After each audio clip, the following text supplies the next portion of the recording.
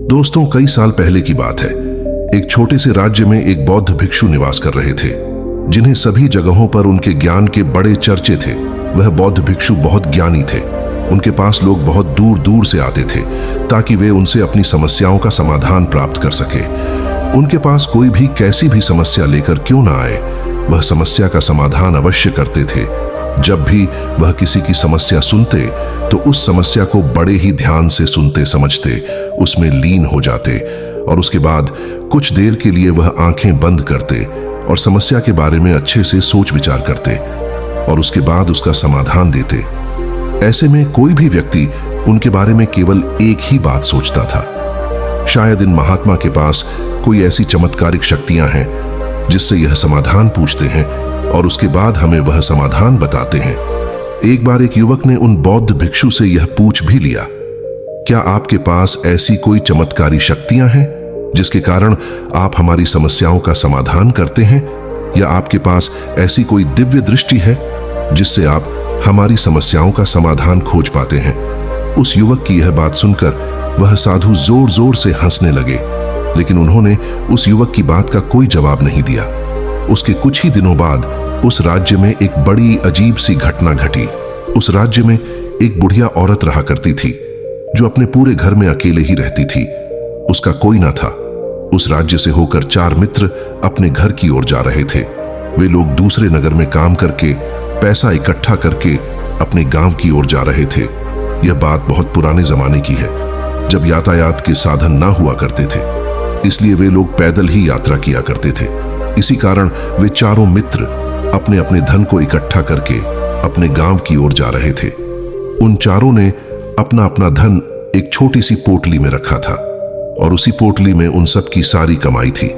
तभी उन चारों मित्रों में से एक मित्र कहता है, मित्रों, इस तरह से यदि हम अपना धन अलग अलग रखेंगे तो इससे हमारा धन चोरी हो सकता है।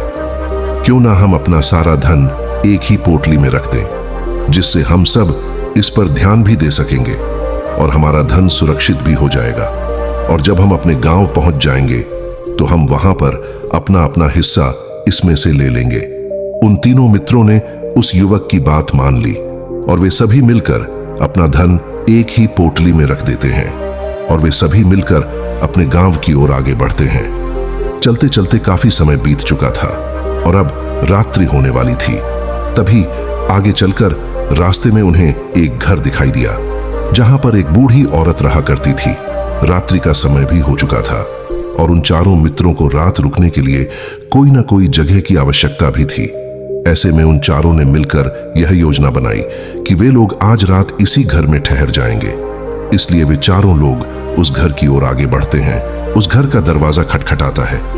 तभी सामने से एक बूढ़ी औरत दरवाजा खोलती है और उन चारों मित्रों में से एक मित्र हाथ जोड़कर उस बूढ़ी औरत से कहता है, माता जी, हम अपने गांव की ओर जा रहे थे, लेकिन यहाँ रास्ते में ही रात हो गई और अब हम इतनी रात में सफर नहीं कर सकते।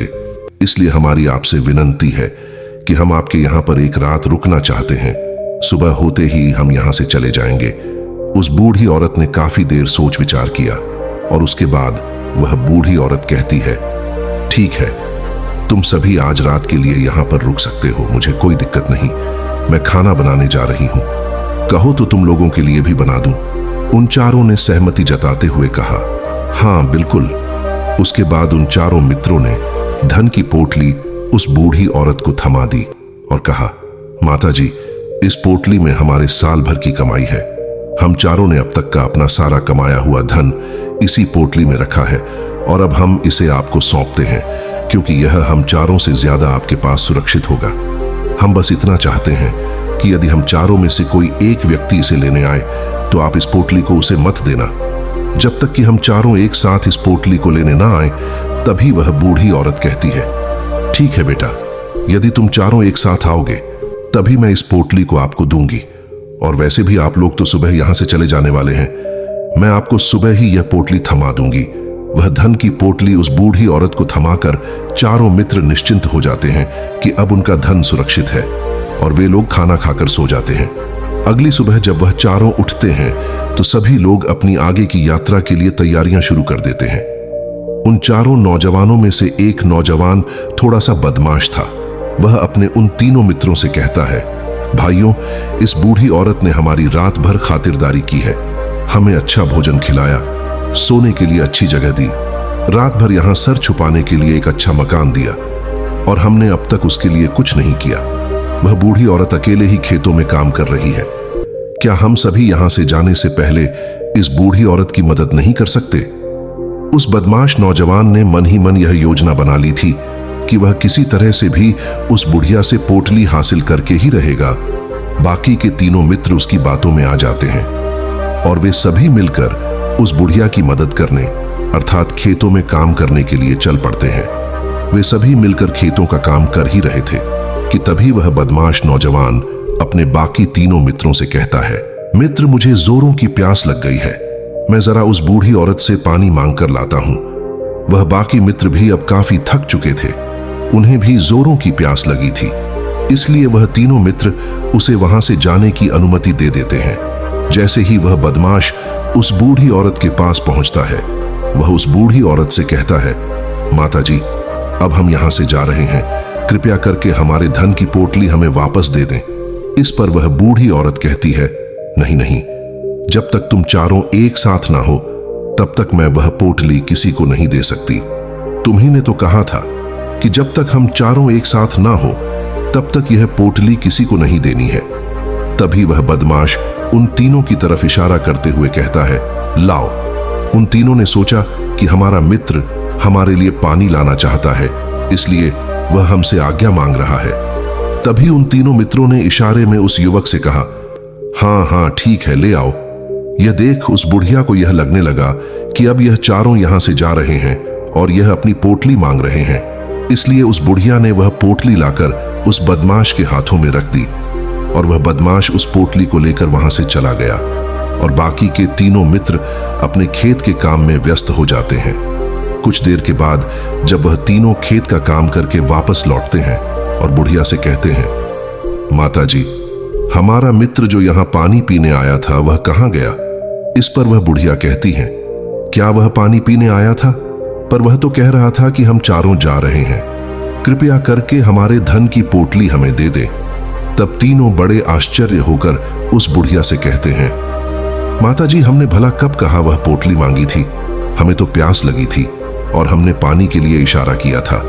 तभी बूढ़ी औरत उन तीनों से कहती है, परंतु अब तो वह पोटली लेकर जा चुका है।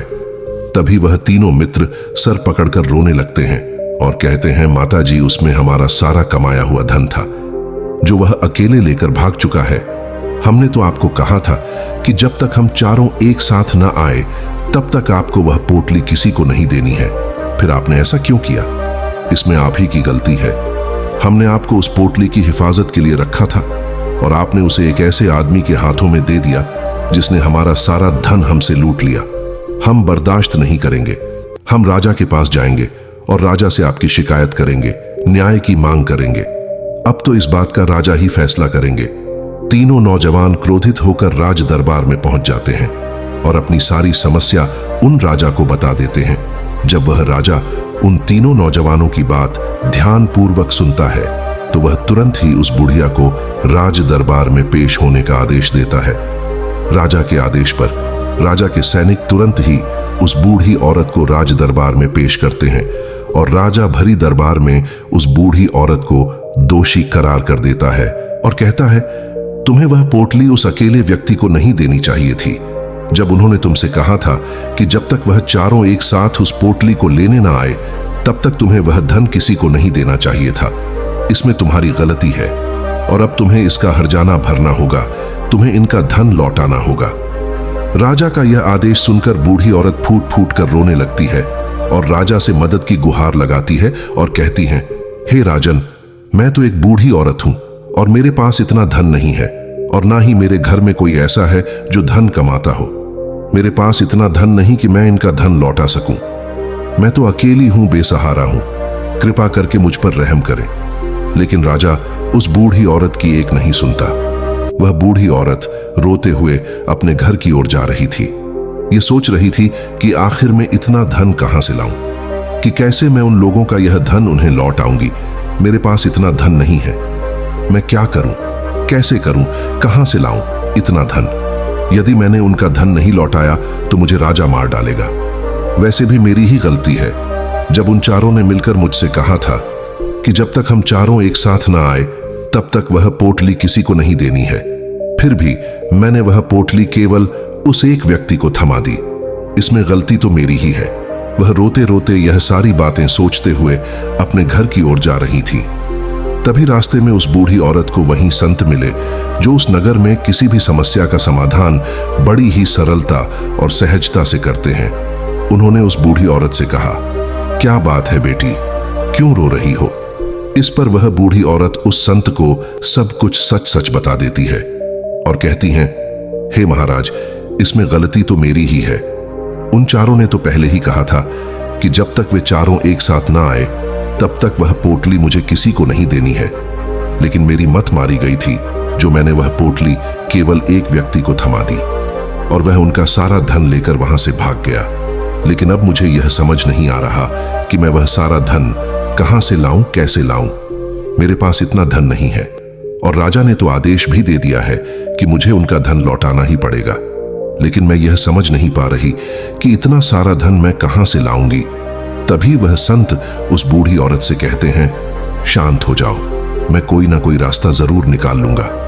इतना कहकर वह संत वहीं पर बैठ जाते हैं, ध्यान करने लगते हैं। कुछ देर के लिए आंखें बंद कर सोचते हैं, विचार करते हैं। मौन रहकर वह समस्या का समाधान निकालते हैं और उसके बाद वह उस बूढ़ी औरत से कहते हैं, बेटी, राजा ने किया है वह बिल्कुल गलत है। आपने जो किया इसमें आपकी कोई गलती नहीं है। राजा का फैसला गलत है। उन संत के इतना कहने पर बूढ़ी औरत चुप हो गई और यह सोचने लगी कि आखिर राजा का फैसला कैसे गलत हो सकता है। राजा तो सभी के लिए न्याय ही करते हैं और वह कभी किसी का बुरा नहीं करते। फिर आखिर आज राजा का फैसला कैसे गलत हो गया? उन संत और उस बुढ़िया की बात आसपास के खड़े लोग सुन रहे थे और वे लोग भी बड़े अचरज में थे, क्योंकि राजा का फैसला कैसे गलत हो सकता है? राजा ने तो बिल्कुल सही फैसला लिया है। इस बूढ़ी औरत ने ही गलती की है। उन चारों का धन केवल एक ही को थमा दिया। ऐसे में इस बुढ़िया को उनका धन तो लौटाना ही चाहिए। राजा ने गलत फैसला कहाँ किया है? तभी वह संत उस बूढ़ी औरत से कहते हैं, जाओ और राज दरबार में कह दो कि हे राजन, आपका फैसला गलत है और सही क्या है, गलत क्या है, इसका फैसला मैं करूंगा। पहले तो बूढ़ी औरत इतनी हिम्मत ही नहीं जुटा पा रही थी कि वह राज दरबार में जाकर भरे राज दरबार में राजा को यह कह सके कि राजन, आपका फैसला गलत है। लेकिन जैसे तैसे उसने हिम्मत जुटाई और वह वापस राज दरबार लौटी। उसने डरते हुए भरे राज दरबार राजा से बड़ी थर्रा आवाज में कहा, हे राजन, आपने जो फैसला किया है वह फैसला गलत है। इतना कहकर उसने राजा को सारी बात सच सच बता दी। उस बूढ़ी औरत की बात सुनकर राजा बहुत क्रोधित हुआ। राजा ने उस बूढ़ी औरत से कहा, कौन है वह संत जिसने मेरे फैसले को गलत बताया है? क्या उन्हें नहीं लगता कि मैंने सही निर्णय लिया है? मैं हर रोज कई निर्णय लेता हूं, कई फैसले करता हूं, लेकिन आज तक कभी किसी ने मुझसे यह नहीं कहा कि मेरा फैसला गलत है। यदि उन संत ने मुझे सही फैसला ना सुनाया, उन्हें फांसी की सजा दे दूंगा। यह बात पूरे नगर में फैल गई। सभी लोग यह जानने के लिए हैरान थे कि आखिर वह साधु ऐसा कौन सा फैसला सुनाने वाले हैं जो राजा से भी उचित होगा, जिसमें सबके लिए न्याय होगा। राजा ने सैनिकों को तुरंत ही आदेश दिया कि जाओ और संत को राज दरबार में लाओ। राजा की आज्ञा के अनुसार वे सैनिक तुरंत ही उन संत को लेने के लिए निकल पड़े। वे लोग कुछ ही देर बाद उन संत को लेकर राज दरबार पहुंचे। राज दरबार में सभी लोग उपस्थित थे और सभी लोग उन संत के फैसले का इंतजार कर रहे थे। उन संत को देखकर राजा कहता है, महाराज, आपको ऐसा क्यों लगता है कि हमने जो फैसला किया है वह गलत है? इस बुढ़िया ने यह वादा किया था कि वह चारों लोगों को एक साथ ही वह पोटली देगी। फिर आखिर उसने अपना वादा क्यों तोड़ा? इसने यह गलती क्यों की कि इसने केवल एक ही को पोटली थमा दी और वह उनका सारा धन लेकर यहां से भाग गया? तो क्या इसमें इसकी गलती नहीं है? क्या इससे इनको उनका धन नहीं लौटा चाहिए? इस पर वह साधु बड़ी विनम्रता से राजा से कहते हैं, हे राजन, यह आपका फैसला था, लेकिन मैं आपसे कुछ कहना चाहता हूं। इस पर राजा कहता है, ठीक है, कहिए, आप क्या कहना चाहते?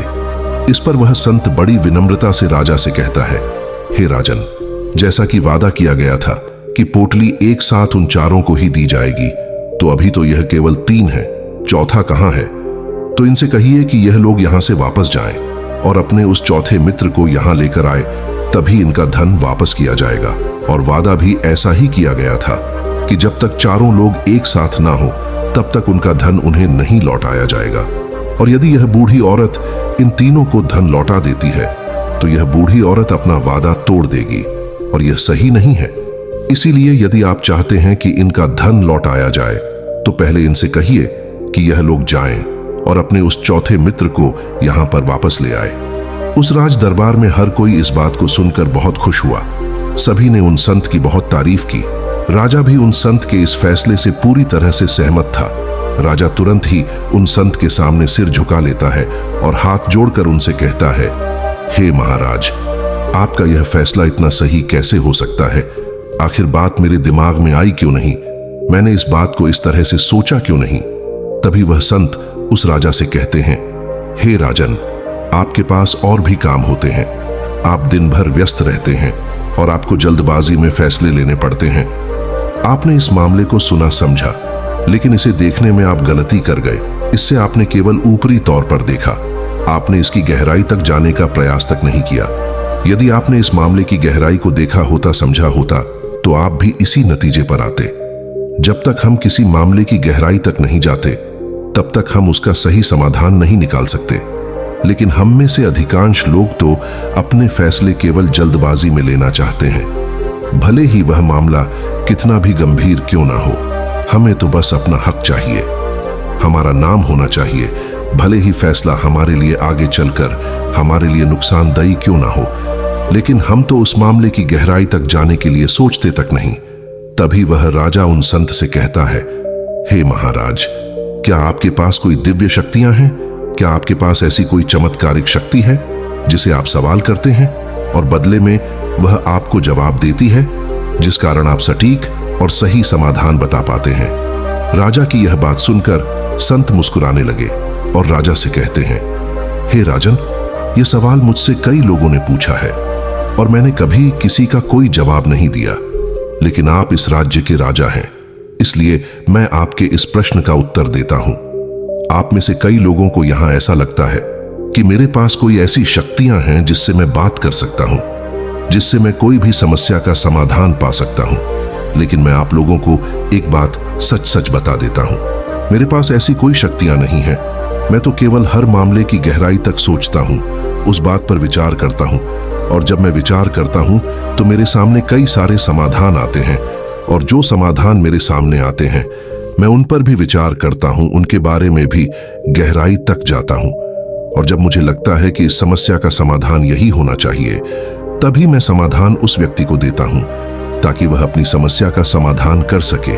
अब आप ही सोचिए, आप जल्दबाजी में यह फैसला लेकर इस बूढ़ी औरत का जीवन पूरी तरह से बर्बाद कर देते। हमारा पूरा जीवन केवल एक फैसले पर निर्भर करता है। यदि वह फैसला सही हुआ तो हमारा जीवन अच्छा बन जाएगा, और यदि वह फैसला गलत निकला तो हमारा जीवन नर्क से भी बदतर हो सकता है। इसलिए यदि आप सही और सटीक फैसला लेना चाहते हैं तो आपको मौन रहना सीखना पड़ेगा। मौन रहकर उस पर विचार करना सीखना होगा, क्योंकि हमारे फैसले ही हमारा भविष्य तय करते हैं, हमारी जिंदगी का अगला पड़ाव तय करते हैं। फिर चाहे वह फैसले छोटे हों या बड़े, वे ही हमारी जिंदगी को निर्धारित करते हैं।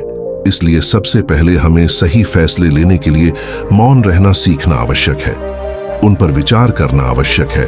और जब आप ऐसा करते हैं तो आपके सामने एक ही समस्या के कई सारे समाधान निकल कर आते हैं, और जब आप उन पर गौर करेंगे तो आपको यह समझ में आएगा कि उन फैसलों का समाधान कैसा होना चाहिए, कि समाधान से आपको क्या फायदा होगा और क्या नुकसान होगा, या उस समाधान पर सोच और विचार करने पर ही आप उसे समझ सकते हैं, और तभी आप यह निर्णय भी ले सकते हैं कि क्या यह समाधान उचित रहेगा या नहीं।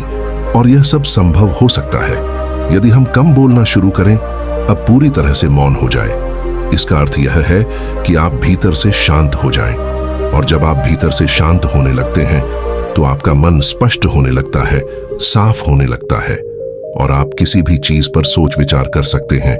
और जब आप भीतर से शांत होने लगते हैं तो आप ऊपर से भी कम बोलते हैं, और जब आप धीरे धीरे कम बोलने के आदी हो जाते हैं तो आप साफ और स्पष्ट तौर पर सोच और समझ पाते हैं। आपके विचारों में शुद्धता आ जाती है, जिससे आपको यह साफ और स्पष्ट देखने को मिल जाता है यह कौन सा फैसला सही होगा और कौन सा फैसला गलत होगा। आपको उस परिस्थिति में क्या करना चाहिए और क्या नहीं करना चाहिए।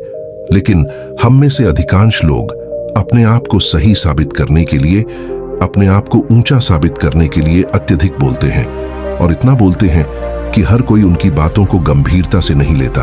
उन्हें ऐसा लगता है कि मानो ज्यादा बोलना ही हमारे लिए हमारा शस्त्र है, लेकिन वह यह भूल जाते हैं कि वह अत्यधिक बोलकर मूर्ख बन रहे हैं।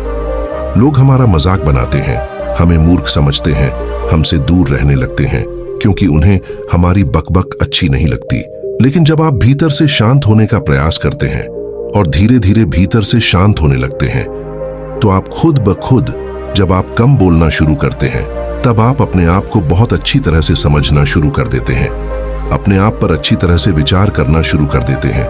तब आपको यह बात भी बहुत अच्छी तरह से समझ में आने लगती है कि जो हम बेकार की बकबक करते हैं उस पर हमारे शरीर की बेवजह ही कितनी सारी ऊर्जा यूं ही व्यर्थ हो जाती है, नष्ट हो जाती है, जिसे हम चाहे तो किसी जरूरी काम में लगा सकते हैं, फैसले लेने में लगा सकते हैं, जिससे हम तनाव मुक्त रह सकते हैं और हमें अच्छी नींद भी आ सकती है।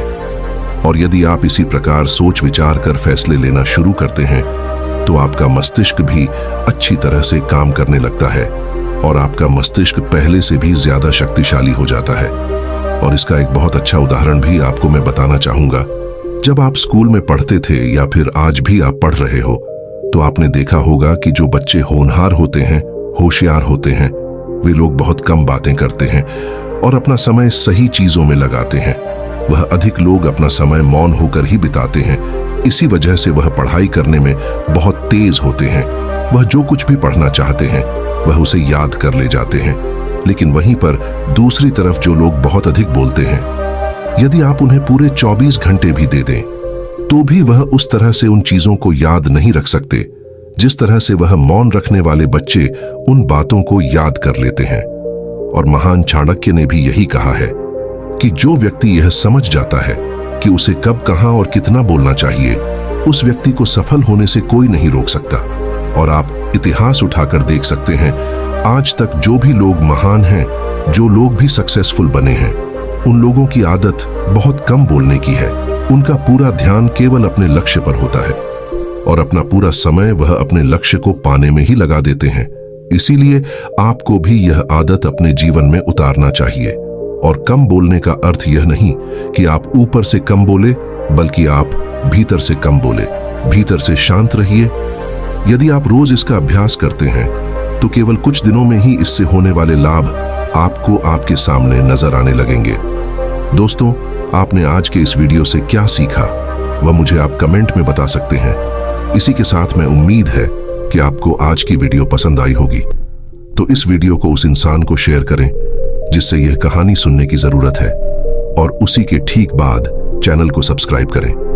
तो चलिए फिर मिलते हैं ऐसी एक और नई वीडियो में एक नए मैसेज के साथ। तब तक के लिए अपना ख्याल रखें।